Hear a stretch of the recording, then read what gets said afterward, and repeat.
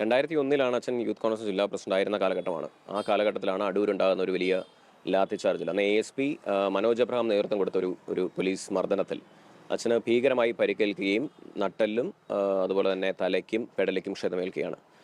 ഞാൻ കുറിച്ചതുപോലെ തന്നെ ഒരു ആരോഗ്യ പ്രശ്നങ്ങളും അലട്ടിയിരുന്നിട്ടില്ലാത്തൊരു മനുഷ്യൻ 2001 ലാത്തി ചാർജിന് ശേഷം നട്ടെല്ല് പൊട്ടി.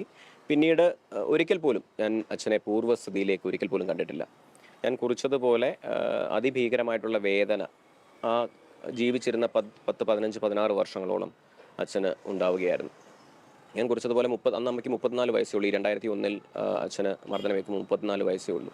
ആ 34 വയസ്സിൽ വിധവയാക്കപ്പെട്ട ഒരു സ്ത്രീയാണ്.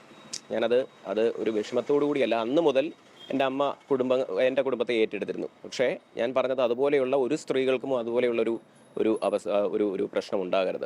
ഈ പോലീസ് ഒരാശയമുണ്ടല്ലോ, ഒരു ലാത്തി ചാർജ് ഉണ്ടാകുമ്പോൾ അവരെ പേടിച്ചു ഡിസ്പോസ് ചെയ്യിപ്പിക്കുക എന്നതിലുപരി ഒരു ചെറുപ്പക്കാർ സമരം നടത്തുമ്പോൾ അവരുടെ തലയിലും അതുപോലെ തന്നെ പെടലിക്കും അതുപോലെ തന്നെ കഴുത്തിനുമൊക്കെ അതിഭീകരമായിട്ടുള്ള മർദ്ദനം ഏൽപ്പിക്കുക, പിന്നീട് ഒരിക്കൽ പോലും അവർ എഴുന്നേക്കാത്ത സ്ഥിതിയിലേക്ക് തള്ളിവിടുക എന്ന് പറയുന്നത് അടിയന്തരമായി നമ്മൾ നിർത്തേണ്ട ഒരു കാര്യമുണ്ട്. അന്ന് ഈ വിഷയവുമായി ബന്ധപ്പെട്ട് എന്തെങ്കിലും പരാതി കൊടുക്കുകയോ നടപടിയോ അങ്ങനെ എന്തെങ്കിലും ഉണ്ടായിട്ടുണ്ടോ? അന്ന് ഈ പരാതികളൊക്കെ പോയിട്ടുണ്ടായിരുന്നു, പക്ഷേ പിന്നീട് അതിന് അത് ഫോളോ അപ്പ് ചെയ്യാതിരിക്കുകയോ അല്ലെങ്കിൽ ടേക്കപ്പ് ചെയ്യാത്തതോ ഉള്ളതായിരിക്കാം.